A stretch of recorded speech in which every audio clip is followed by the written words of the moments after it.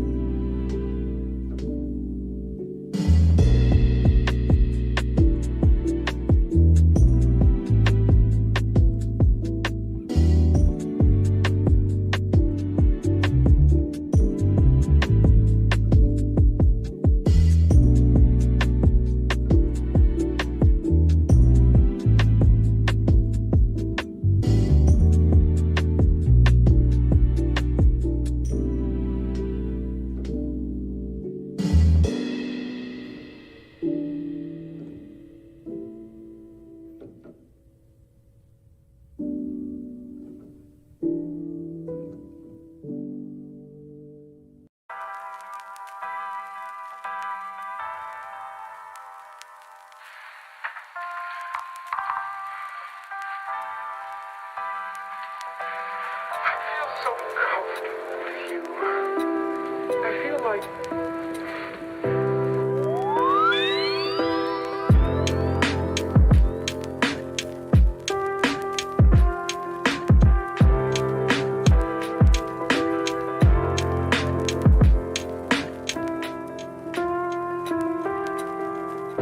I'll always love you. I'll always love you.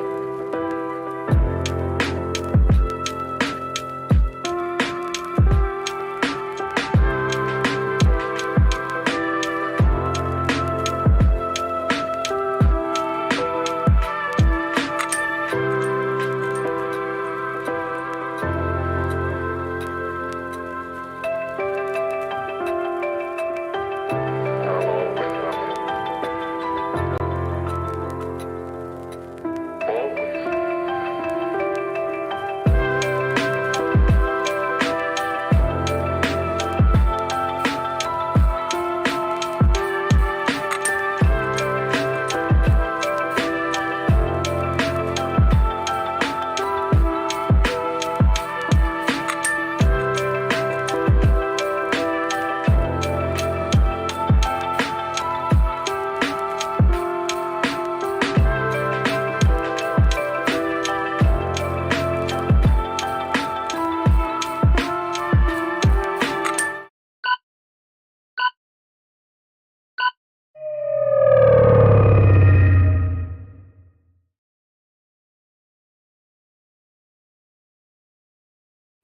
We get ready for another busy weekend in the NFL and the UFC, plus some baseball to talk about, and the Canadian Football League rolls on as well. A lot to talk about on Couch Potato Diary Live, so let's do it. It starts right now.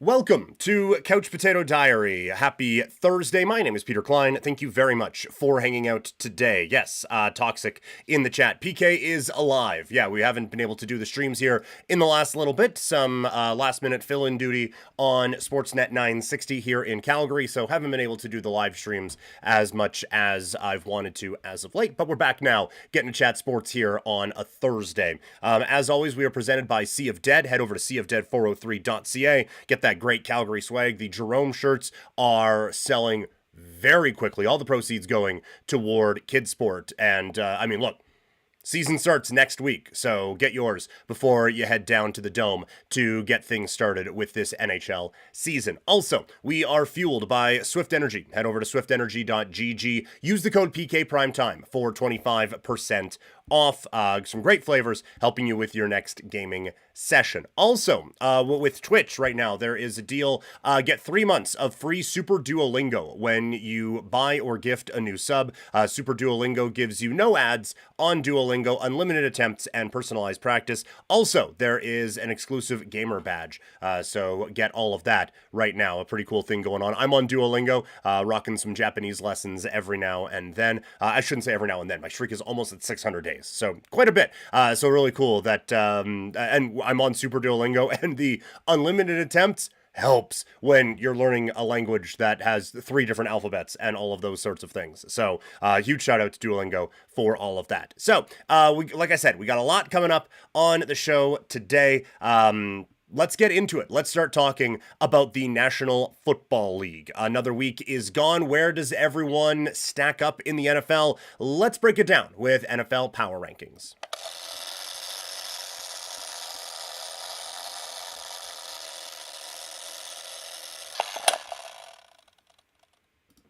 Another week, another set of NFL Power Rankings. Going to run through the teams 32 all the way up to 1. We begin at the bottom, and there's a new team at the bottom. It is the Tennessee Titans. I kind of thought this team would be scrappy and be able to kind of hang around a little bit more than they have so far. It has not been great. There have been some positive signs, absolutely, but it's still pretty rough. And this is a team that very clearly has a lot of work to do to get out of the basement here of the National Football League. At 31, it is the New Orleans Saints. Again, it's just not a good football team.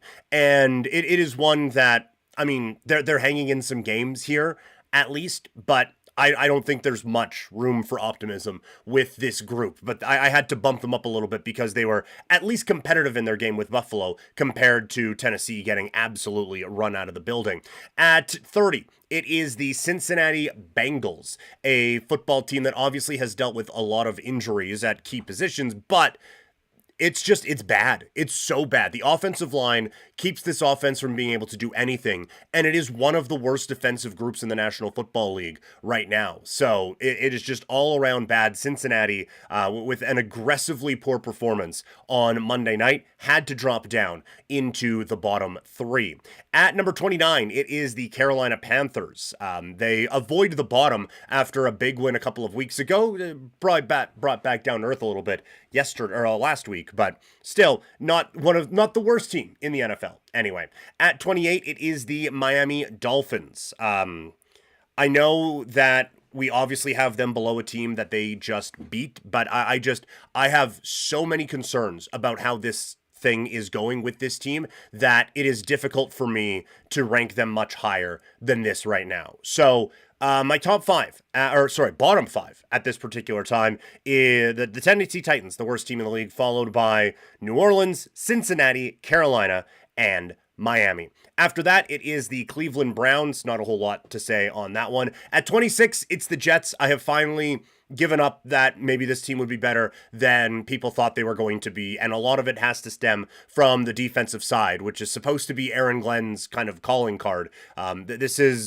It's pretty gross what's happening with the Jets right now. At 25, the Vegas Raiders, another team that just have to accept they deserve to drop down quite a bit. I still think there is some talent there, but as we've been cautioning with this Vegas team for a bit, it's a work in progress, especially on the defensive side. At 24, the New York Giants get a bit of an influx of emotion and energy with Jackson Dart coming into the fold, and he gives them a bit of a spark.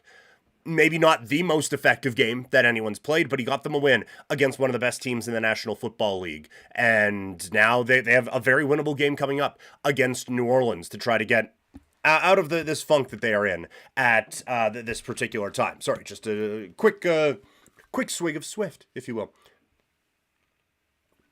Held that really weird. Don't know why I did that. Anyway, coming in at 23, the Dallas Cowboys. Had them very low in the power rankings. When you go out and compete that way with a team that everyone thought was a Super Bowl contender in Green Bay, you deserve to be bumped up a little bit. At 22, it is Arizona. At 21, Jacksonville, the least impressive 3-1 football team that has ever existed. At 20, the New England Patriots. Jacksonville, maybe even Arizona, probably deserve to be a little bit higher than New England, but the Pats, I still think are going to start to progress here and start to get a little bit better as they start to get healthier. At 19, the Houston Texans with a desperately needed win, and they're set up in a pretty good spot for the upcoming week. At 18, it is Atlanta. 17, the Pittsburgh Steelers. I still just can't take this team super seriously with everything that has gone on, even though they are 3-1 in that division at this time. We get to the midway point with the Chicago Bears, who take advantage of a not great Vegas team to pick up a win. Caleb still showing some flashes either way, and I think a pretty good performance from him against Vegas. At 15, it's the Denver Broncos. We just can't learn a whole lot from a game against the Cincinnati Bengals, so the Broncos come in at 15. At 14, it's the Minnesota Vikings. Not going to knock them too much for a disappointing loss against Pittsburgh. Really need a win this week, though, against the Cleveland Browns. At 13, it's the San Francisco 49ers. They're in a tough spot this week, coming up on Thursday Night Football, which at the time that we're taping this is coming down in the next little while. But injuries are really putting them in a tough spot. I still think there's some pretty good talent on this roster. At 12, this is way lower than I thought I would drop them, but it's the Baltimore Ravens. Injuries are a major concern right now, obviously with Lamar Jackson, but also with basically anyone who's any good on the defensive side of the football as well. And so I'm not full on pushing the panic button yet, but I can't keep this team in the top 10 based off of what has happened so far with them. And at 11, it is the Indianapolis Colts. Before we get into the top 10, I want to remind you that you can help support Couch Potato Diary and my cat's insatiable treat habit with a tip link. We have it linked in every video, every podcast. Also, if you're watching on Twitch or Kick, it is on the panels in there as well. So any way you can help support Couch Potato Diary, looking to grow this thing, and honestly, the best way to do that is so that I get some money on it so we can start to make it more and more of a priority with everything else going on around these parts. So would really appreciate that. Again, not required. Just watching helps me out a ton, and I greatly appreciate it. Coming in at number 10, it is the Washington Commanders. Injuries again causing some problems at key positions with that football team, but they're able to, or trying anyway, to keep their heads above water, but a bit of a dip for them in the last little bit. At number 9, it's the Seattle Seahawks. I doubted them. I was a Seahawks hater going into the year, but I have to admit, the offense is going significantly better than I thought it would be, and the defense was just a miss. That is obviously a talented defensive group, and I just didn't pay enough attention to that side of the football when we were getting ready for the season. At 8, it's the Tampa Bay Buccaneers, suffering their first setback of the year, but against one of the best teams in the league, so can't knock them down too much for that. At 7, it's the LA Rams, and a bit of an admission, again, that long term, I still have concerns about the age of their quarterback and the health of their quarterback, but the defense is obviously legitimate, and the weapons around Matthew Stafford are obviously very good. So for now, this isn't a who can win the Super Bowl. This is a here and now, and right here and right now, this is obviously a top 10 football team. At 6, it's the Green Bay Packers. I think that they are better than the 6th best team in the NFL, but it's back-to-back concerning performances. Hopefully now coming off of a bye, they'll be able to put it all together because this is still a Super Bowl roster, but that was a very concerning performance against the Cowboys over the weekend. At 5, we have the Detroit Lions. They are playing very well. And offensively, they haven't missed a beat. Without the offensive line, or with the offensive line injuries that they had and retirements that they had, and with the loss of Ben Johnson, this team has still been able to put up some pretty major points on a weekly basis. And so you have to give them credit for that. They come in at 5. At 4, it's the Kansas City Chiefs. A desperately needed win against Baltimore gets them back to 2-2. And with the Chargers slipping on a banana peel against the Giants, all of a sudden they are right back there for competing for a spot for that division crown. At 3, it is the LA Chargers. Los Angeles is going to be kicking themselves for a very bad performance against the Giants, and some issues on the offensive line really starting to shine through with the injuries that they have had that have started to build a little bit there. So you get concerned now for Justin Herbert and what that offense can be. But for now, this is still a team that has been playing at a Super Bowl caliber, and I still felt I had to put them in the top 3. At number 2, it's the Philadelphia Eagles. Honestly, 2-1, kind of the easiest. After that, no one's really been standing out. Philadelphia, I understand the concerns around A.J. Brown, and I understand the concerns around Jalen Hurts as well, but it's still an elite level football team and still an undefeated football team. And that has to get you up to this point. And at number 1, still, they have the best win of the season in that wild game against the Baltimore Ravens. It is the Buffalo Bills. Yes, the game against New Orleans was probably closer than people would like it to be, but this isn't college football where you're going to go in and blow out teams by 60. It's the NFL. The other guys drive Mercedes as well. They're going to compete and they're going to battle with you. Sometimes it's not going to be the gigantic blowout that everyone wants it to be. So the Buffalo Bills, still the top team in all the land in this week's NFL Power Rankings. What do you think about these? I'm going to assume I didn't just go 32 for 32 on where you think all these teams should be ranked. So let me know down in the comments what you think, or in the chat if you're watching live, about anything going on with the power rankings. And while you're doing that, the share button's right there. Just click it and help spread the word of Couch Potato Diary. Again, looking to grow this thing, kind of needing to grow this thing, to be perfectly honest. So any help that you could be with sharing that out, getting the word going. Love the chats that we've been able to have here in the live chats when we have been able to go live recently. And to be able to have that with more people would be a whole lot of fun. So let's grow this thing a little bit here with Couch Potato Diary. So that's where all the teams rank. How are they going to do this week? It is time to get ready for week 5 in the NFL with another NFC West divisional matchup. This one marred by injuries, but still intriguing nonetheless. Let's kick off our weekly preview with a look at the 49ers and the Los Angeles Rams.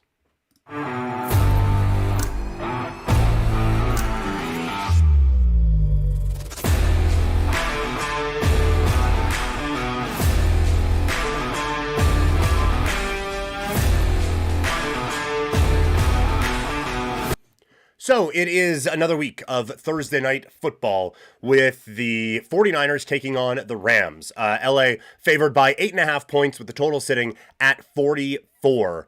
It is too bad that all the injuries have popped up now for San Francisco, because I was very much looking forward to how each team would handle this test. But for this game now, this feels like an opportunity for the Rams on kind of a big stage to highlight what they can do.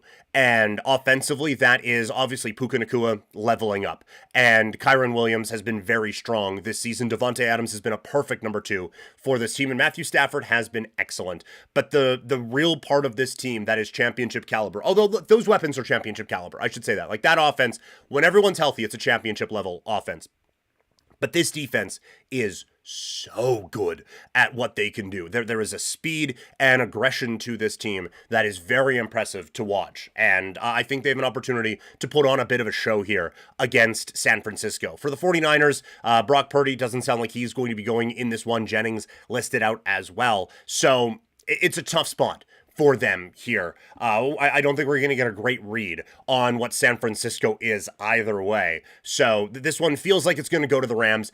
For me, from a gambling standpoint, 8.5 feels a little bit too high. So I'm going to go in the under on this one. I don't think San Francisco can do their part to get this over 44. I think the Rams offense has a pretty good day, but I think their defense is going to shut down San Francisco to keep this in a bit more of a lower scoring stratosphere than the 44 points. As far as fantasy football goes for tonight, it would be tough to roll with any non-McCaffrey players on the San Francisco 49ers, given how banged up they are and given how good the defense is on the Rams side. If you have any specifics that you want to know about, let me know in the chat and we can figure it out there. But as far as this game goes, and the overall week, I would be surprised if Christian McCaffrey wasn't the only real option you can go with for San Francisco. On the Rams side, I think it's an okay time to start Matthew Stafford this week against a San Francisco team that's a little bit beat up. Obviously, Kyren's a must start, Puka's a must start, and Davante Adams is as well. So it really, for this matchup, just comes down to what are you thinking with Matthew Stafford? And for now, I think you have to put him in as your starting quarterback option for the week. So that is how I view things going down on Thursday Night Football this week. Again, we are going live, or if you're watching this after we went live, on a few different platforms. The next time we are going to be doing that, as far as I know, right now is Monday at 10 a.m., but keep it locked on my social media channels so we can just kind of it'd be Monday at noon Mountain Time. Apologies. Monday at noon Mountain is when we'd be able to go live next, but keep it locked to my social medias in case things change around that. So that is Thursday. What about the rest of the NFL? We are now past the quarter point of the season in the National Football League. We're into bye weeks, so fantasy football gets a little bit trickier. And a few teams looking to bounce back from some dud performances last week. Let's break it all down in this week's NFL Game Preview.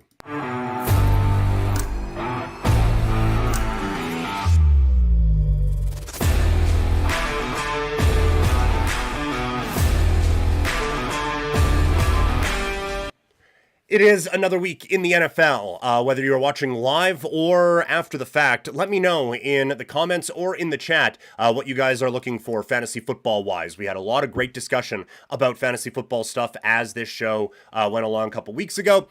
Want to get back to that. That was a whole lot of fun. So fire away any questions you have in the chat or in the comments after the fact. We begin out in England, where it is the Minnesota Vikings taking on the Cleveland Browns. Minnesota favored by 3.5 points of the total, sitting at 36. So obviously not a lot of faith in either offense right now. When Minnesota has the football, it wasn't as good last week as it was a couple of weeks ago, obviously, with that giant eruption against the Cincinnati Bengals. But I still have faith in the weapons that this team has and in the offense that they have just in general. Having this extra week to get settled over in that time zone is going to help them out immensely, I think. And look, this Cleveland defense is for real. This is a legitimately very, very good defense on the Cleveland side. So you can see why the total is down at 36 points. Minnesota's defense, maybe not the best performance last week, but still, I think a strong unit going up against this Cleveland team. Dylan Gabriel going to be making his first start in the National Football League. I don't think this goes very well for Cleveland. So I'm going to roll with Minnesota here, minus the 3.5 points. From a fantasy standpoint, it's Jefferson, and that's probably it. Mason feels tricky to start this week. Hawkinson, that offense, I just don't think the offense is going to be able to do a lot against this pass rush of the Cleveland Browns and against this good defense of the Cleveland Browns. So Jefferson's probably the only play there from a fantasy standpoint, and not a whole lot that you can go with on Cleveland either. Minimal thoughts on what the Browns can do offensively. Just not much there. It's Judkins, and that's basically it. So not the most intriguing fantasy matchup to kick off the week. We move to the games stateside on Sunday and begin with the Miami Dolphins taking on the Carolina Panthers. The Dolphins are favored by 1.5 even after Tyreek Hill exits stage right with a gruesome leg injury. The total for this game is at 44. I think this is more insulting to Miami that they're not favored by more. Carolina, yes, they got that big win against Atlanta, but it's not a good football team. For Miami, I said in the recap, if you went out and watched it on YouTube or Daily Motion, there is a bit of intrigue for me based off of Tyreek Hill's injury and how this team looks now without Tua feeling like he needs to force it into Tyreek. This could be a bit of a Buffalo effect after Stephon Diggs left there and went down with an injury. So I think that there is an opportunity for this offense to look better than people expect it to, and I think this defense is going to have a very good day against the Carolina Panthers. So my pick for this one is Miami minus the 1.5. From a fantasy standpoint, I think Tua is an okay option against Carolina. I know you're down a weapon, but again, I think this offense has a chance to still be productive with no Tyreek Hill in the lineup.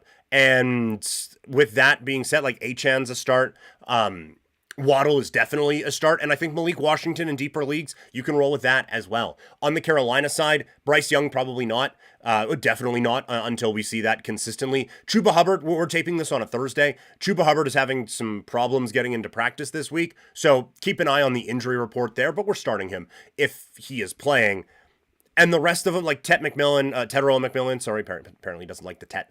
Tetterell McMillan is a flex option at best, given the struggles of this offense so far this season. We go out to Indianapolis, where the Colts are favored by 6.5 against the Vegas Raiders with a total at 48. Vegas has had some trouble keeping Geno Smith upright, and now with an injury on the offensive line to Colton Miller, that's going to be even more of a problem as this offense continues on. The good part is that Ashton Genty looks legitimate now, and he looks the part for this Raiders team now.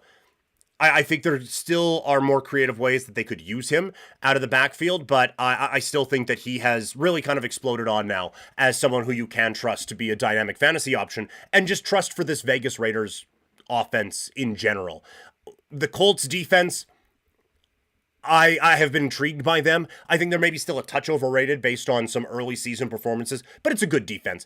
Offensively, I think this offense has a good day against a rough Raiders secondary. The Vegas pass rush is good, but everything behind it just isn't. And so with the weapons that the Indianapolis Colts have at their disposal, there's a lot that I think they can accomplish on the offensive side. So I do think the Colts take this one. We're chalk so far, but Indianapolis minus 6.5 is the pick. From a fantasy standpoint, I don't see trusting Geno Smith this week for the Raiders.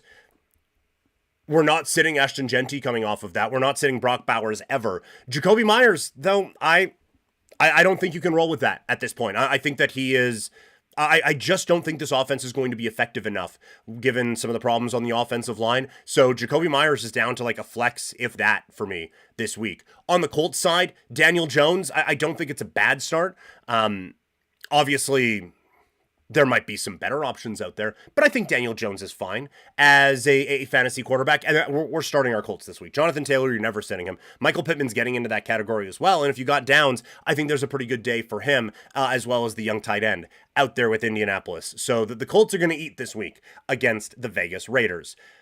What a game next. The New York Giants taking on the New Orleans Saints. Saints are favored by 2 at home with the total at 41.5. Jackson Dart breathing some life into this New Orleans team from a week ago in his first career start against the Chargers. But you can see how not seriously the odds makers are taking this, with the Saints now favored by 2.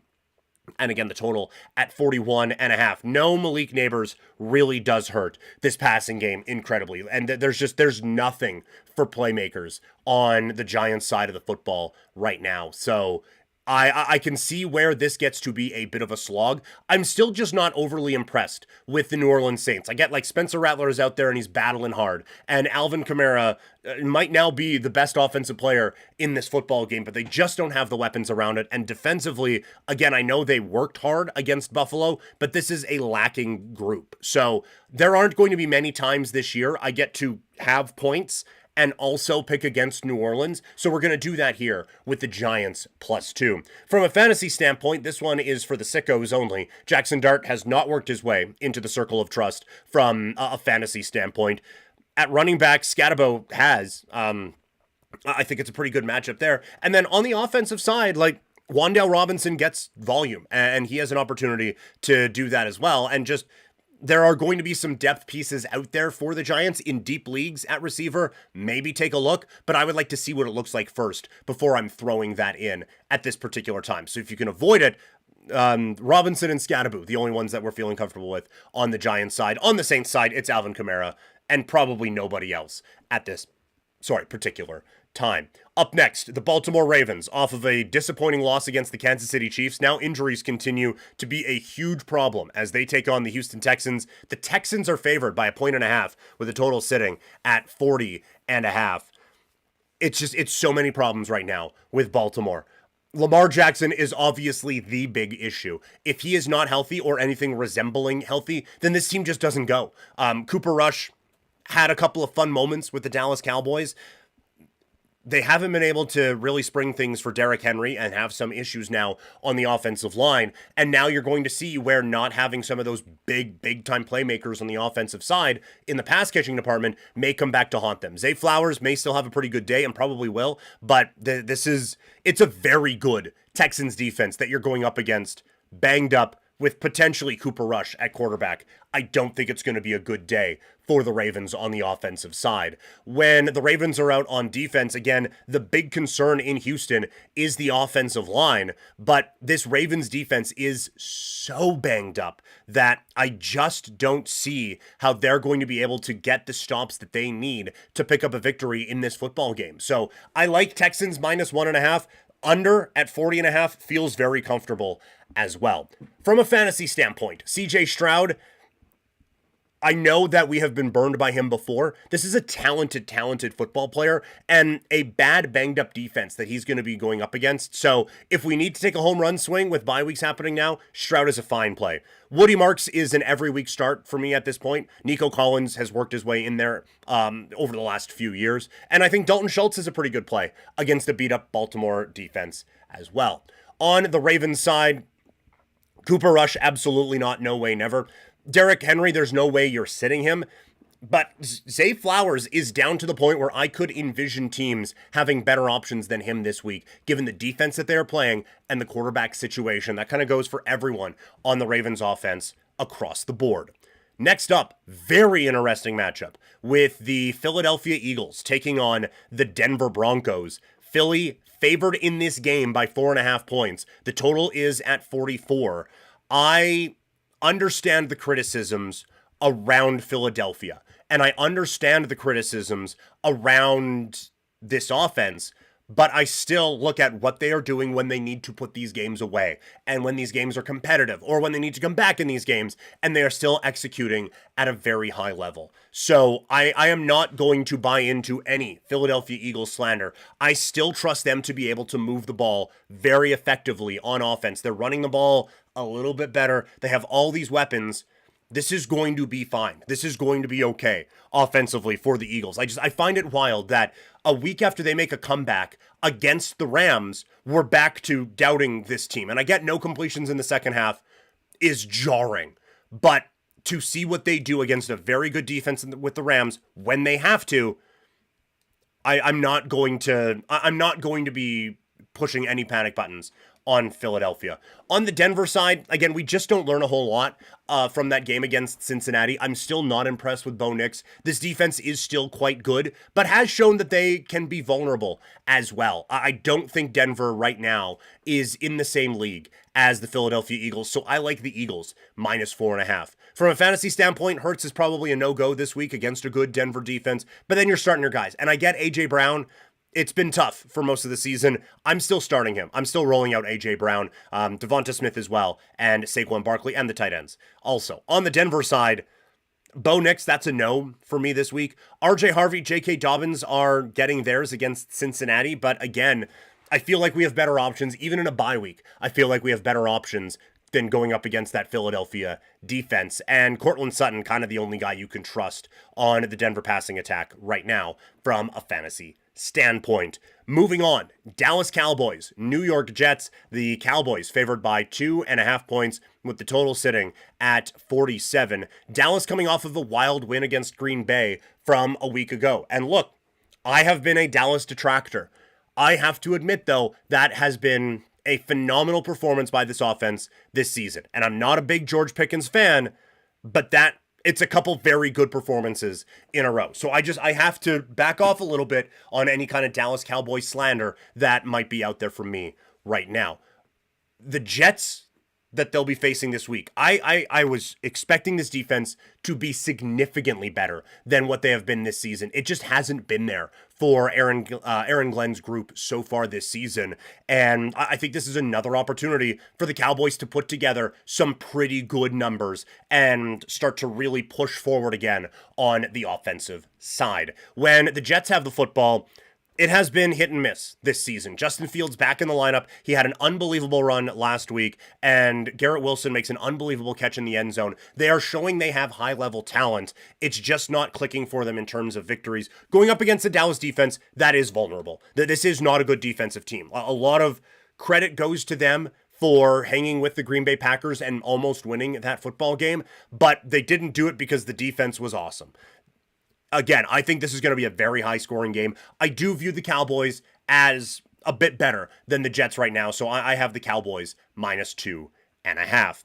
Up next, from a fantasy standpoint, I'm starting Dak this week. I have him in the Vampire League against Crash coming up here, starting that one tonight. I like Dak in this matchup. I think you got to start your Cowboys. We're starting Dak. We're starting Javonte. We are starting Pickens. I don't even mind going with Tolbert or with Turpin in the passing game, and then Jake Ferguson as well. For the Jets, I think you can trust Justin Fields. I think that he could be a pretty good play for you this week for the Jets against Dallas. Breece Hall, yes. Garrett Wilson, yes. That's pretty much it. I think Mason Taylor, the tight end that they have, he's getting some more looks as the year goes on. I think it's 13 targets in the last 2 weeks. We mentioned him in the waiver wire video that we posted. Take a look. Take a look anyway, if we're hurting at tight end. Now we move on. Tennessee taking on Arizona. The Cardinals are favored by 7.5 with the total at 41.5. Tennessee, it's not there right now. Cam Ward is developing and growing. And is he making some immature plays? Yes. Is he making some phenomenal plays? Yes. But it's not a good team. The offensive line has not progressed in the way that they needed to. And this Cardinals team, they aren't maybe the NFC West dominators that I was kind of hoping they would be when we took that roll of the dice in the preseason, but this is still a good defense, and I think that defense can cause some problems for the offensive line and just for Tennessee in general. When the Arizona Cardinals have the football, this Titans defense has been worn down. They have a very good player with Simmons in the middle, but everything else has kind of underwhelmed, and it's been very frustrating to watch. So I think this is an Arizona offense that, while it hasn't been the blowaway group that we thought they would be, I do think Marvin Harrison Jr. getting that catch on Thursday and being able to get that weight off of his shoulders, and you could see the emotion that he had after that game. I think this is a very valuable experience, and so this is an opportunity for them to build on that. I think they do. I like Arizona to cover here at 7.5. From a fantasy standpoint, I don't think we're starting any Titans right now. On the Arizona side, Kyler is a play this week, absolutely. Marvin Harrison Jr., yes. One thing we didn't talk about, I guess, Trey Benson now on the IR as well. Michael Carter, sneaky pickup. Sounds like he's going to be kind of the main guy, and DiMarcario is still going to be someone who just factors in a pass-catching role. So Carter could be a pretty good play against Tennessee, and probably a very good daily fantasy play for you this week. Tampa Bay taking on the Seattle Seahawks. I am so interested in this football game. The Seahawks are favored by 3.5 points. The total right now is at 44.5.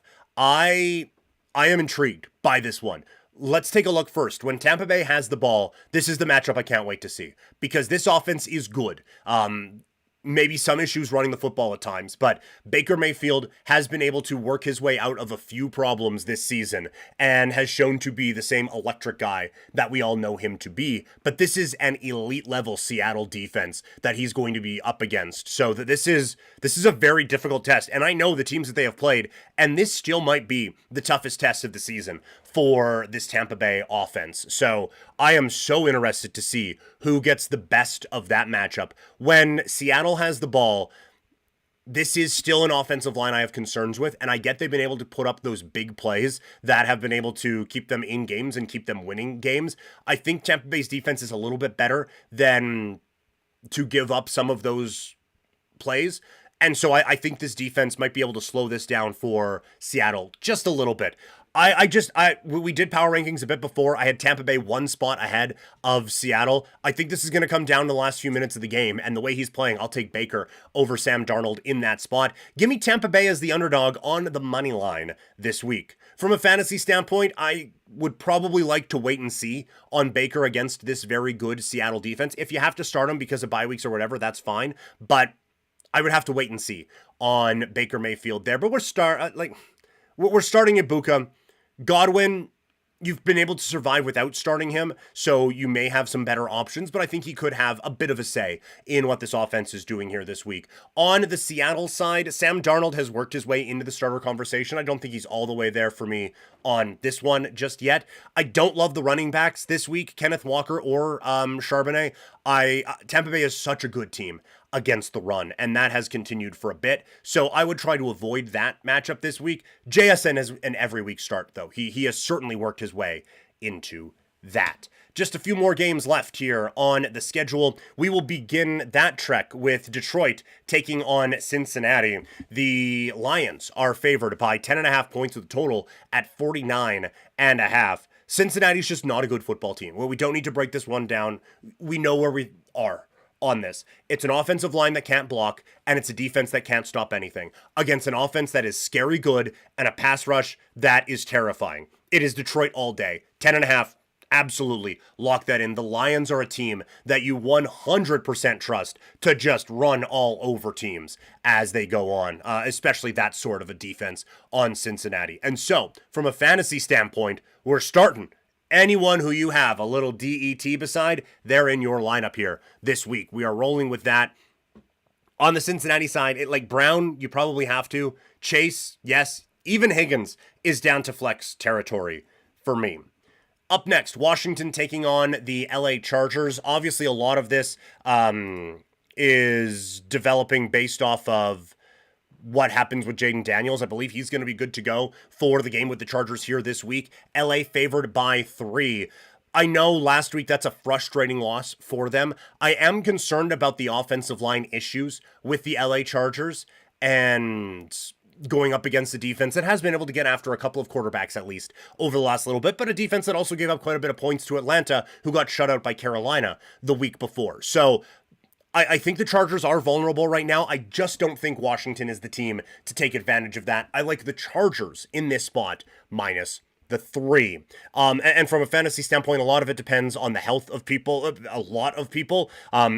This one for Thursday, the day I'm taping this on, take a look at the injury reports on Sunday and base your decisions off of that. On the Chargers side, Justin Herbert, I think you kind of got to roll with him at this point.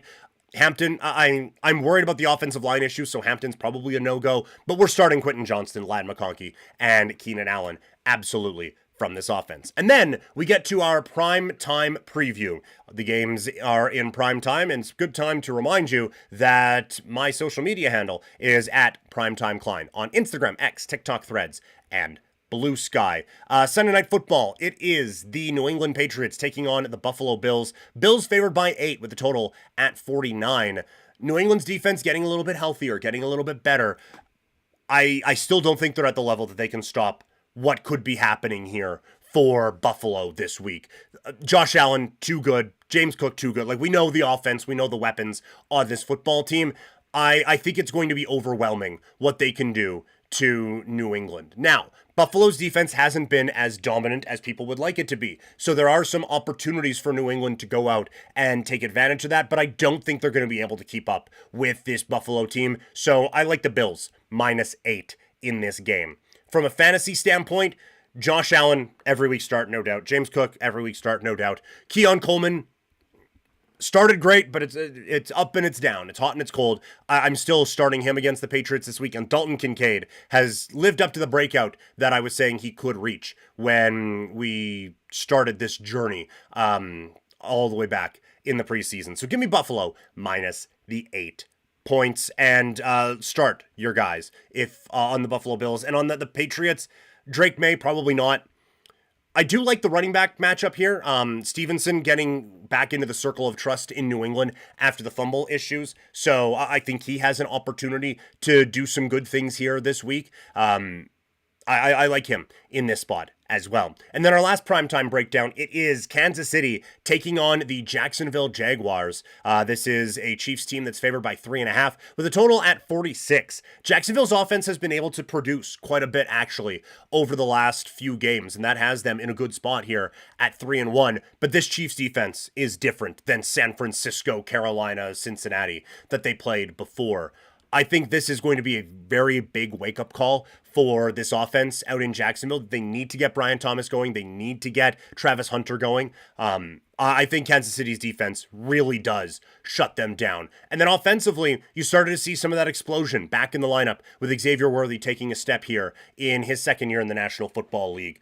And a big game against the Baltimore Ravens. I think they can keep that momentum going here this week. So I like Kansas City. I kind of like the under 2 at -46. From a fantasy standpoint, Jacksonville's defense is good. They've been able to force a lot of turnovers here, but I think we can still trust Patrick Mahomes again as a fantasy starter. We're not trusting anyone in that backfield. And Xavier Worthy, I think, has an opportunity to be a play here this week. On the Jacksonville side, I think the only one I'm trusting is Travis Etienne. I worry about what this passing game is going to look like against a really good Kansas City Chiefs defense. So there we go, running through every game, Sunday and Monday in the NFL. What did you think? Let me know in the chat or in the comments section. Any thoughts on any games, any fantasy questions, anything like that. Just let me know. Time to move now to the world of Major League Baseball. While we're recording this, there's baseball happening, but one team didn't have to mess with a historic amount of deciding games in baseball's postseason.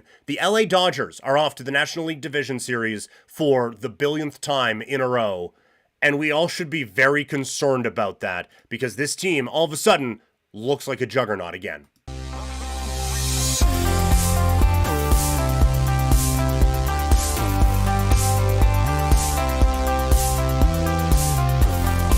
The LA Dodgers sweep the Cincinnati Reds and are now off to a matchup with the Philadelphia Phillies in the National League Division Series. And for the rest of Major League Baseball, I think this is a concern because it seems like this Dodgers team that everyone was doubting, that everyone was viewing as maybe a little bit more vulnerable, now feels like they've got hot. And you watch last night, or you watch Wednesday night, depending on when you're watching this, I suppose, and Shohei Ohtani is out there, and he's ripping it. And Mookie Betts is following with hits. And Teoscar Hernandez is reminding everyone that he's just awesome when it comes to postseason baseball, and he's crushing it all over the field.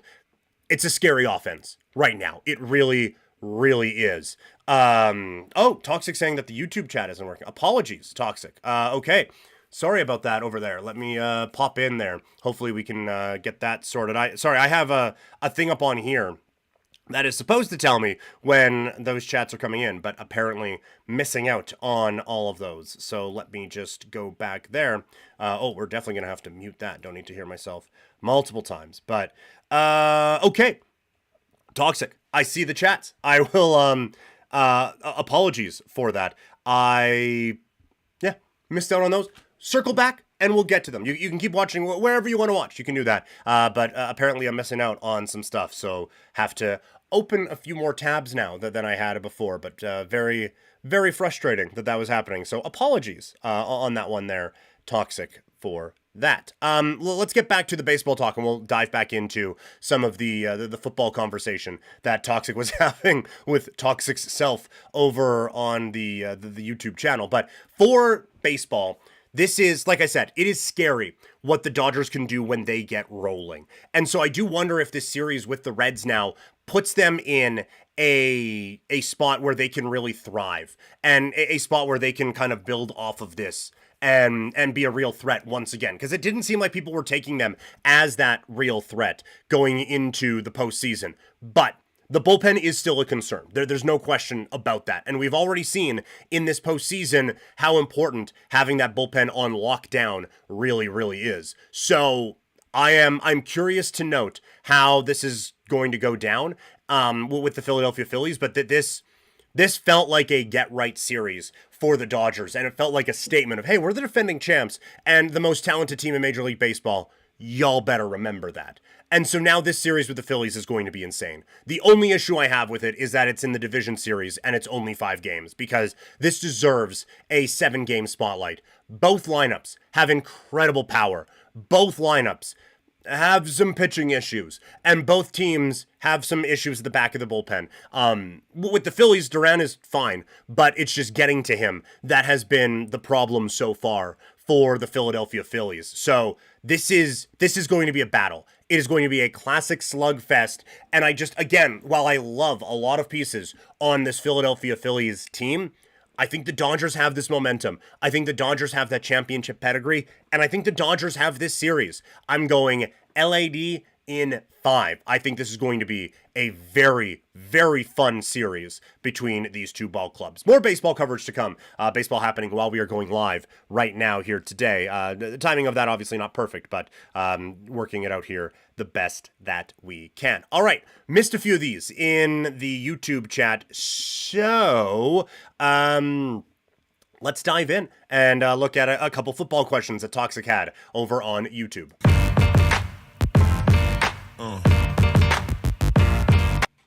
All right, it is getting ready for another week in the NFL. We have a couple things to watch for, as Toxic was asking in the YouTube chat. Up first, start Xavier Worthy or Davante Adams? That is a very interesting question from Toxic there. Worthy, like I said, it feels like he has that explosion back in his game and has given this offense that explosion back. And that makes him very intriguing.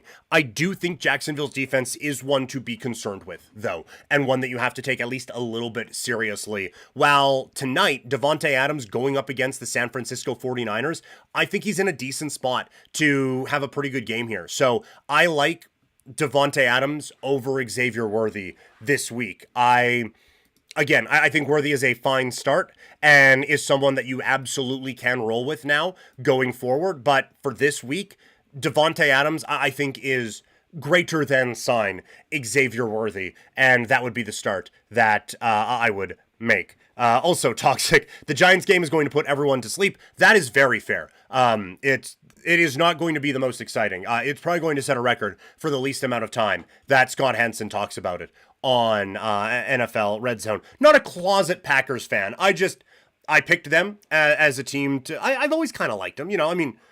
As we've gone on, we've learned that a lot of the quarterbacks they've had over the last very long time, wildly unlikable, but closet Packers fan, that might be going a little bit far, but I do think it's a pretty good football team over there. And with the Duolingo thing, which again on Twitch, if you subscribe, 3 months of Super Duolingo, saying do a couch potato podcast in Japanese, way too far removed for that. I can confidently ask if a place has Wi-Fi, which I found out when I went over there that it doesn't help a whole lot, because when you just say Wi-Fi, they know what you're about to ask, and so the rest, the Wi-Fi arimasu ka, that they don't care. You just say Wi-Fi, they're like, oh yeah, that right there. That's what we're looking for. So even what I can say when I go over there doesn't help me out all that much.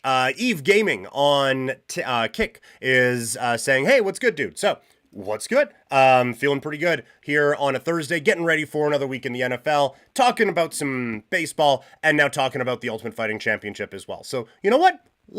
A lot is good right now, Eve Gaming. Appreciate you popping in here in the Kick chat on a Thursday. Again, if you're watching this, apparently I need to have everything open right now to see that I'm not missing anything. But once I find out that you have chatted me, I get to everything that you are asking me here today. So even if it's not what we're talking about at that exact moment, I'll wrap up what we're talking about, and we'll get to that conversation there. So that is what we are going with here today. Whatever you want to chat about, throw that into the chat. But we now move to the world of the Ultimate Fighting Championship, UFC 320.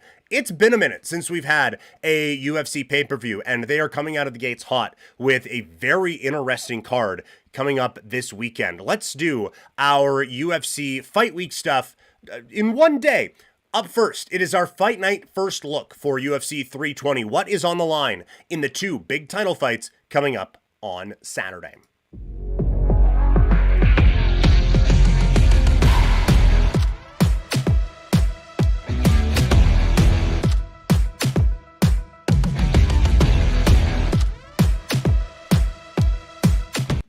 UFC 320 goes down this weekend. Two title fights at the top. First, it is Ankalaev against Pereira, and then it is Merab Dvalishvili and Corey Sandhagen. This is your first look at UFC 320. We will break it down here at the top of this. The main storyline, obviously, while Magomed Ankalaev had the big win, and he is the 205-pound champion in the Ultimate Fighting Championship, he is still facing one of the most dangerous fighters in the sport at this particular time.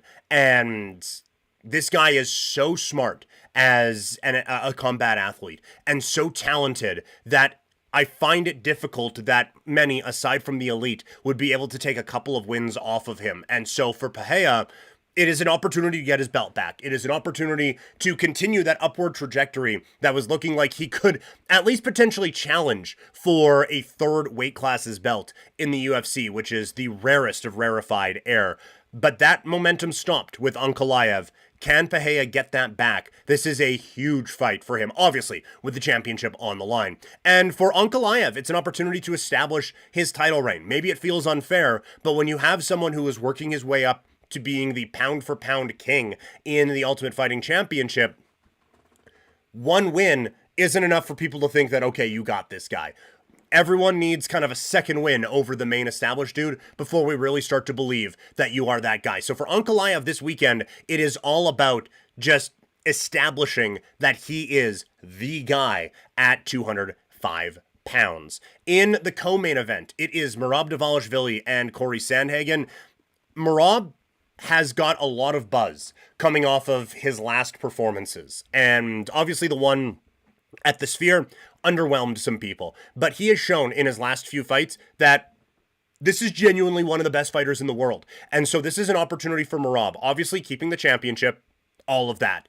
But this is a chance for him to really elevate himself in those pound-for-pound discussions and really elevate himself into the category of the elites in the UFC, not just in his weight class, but pound for pound as well. And for Corey Sandhagen, it is his shot in the spotlight. He is someone who has always felt like he has been very close to this sort of an opportunity and just hasn't been able to break through. Now he has an opportunity to do so. All he has to do is beat a guy who a lot of people have in the top half of their pound for pound top 10 rankings at this particular time. So it is an opportunity for Sandhagen to kind of get to the levels that he probably has thought himself that he should be at a few years earlier. I'm so intrigued by this fight coming up on Saturday night on pay-per-view. Let me know what you guys think. What else are you looking for from the main event fighters? For those watching on the stream, the predictions are coming here in just a second. For those watching after the fact, that's going to be in another video. But let me know in the comments or in the chat here, what is kind of the one key that you're looking for from the fights coming up here on Saturday. So those are the guys on the main card. What about some of the other fighters that we should be keeping an eye out for come Saturday? Now it is time to look at the fighters to watch going into UFC 320. Try that again. Nope, don't have it. Oh no, we do. Okay. Professional work here.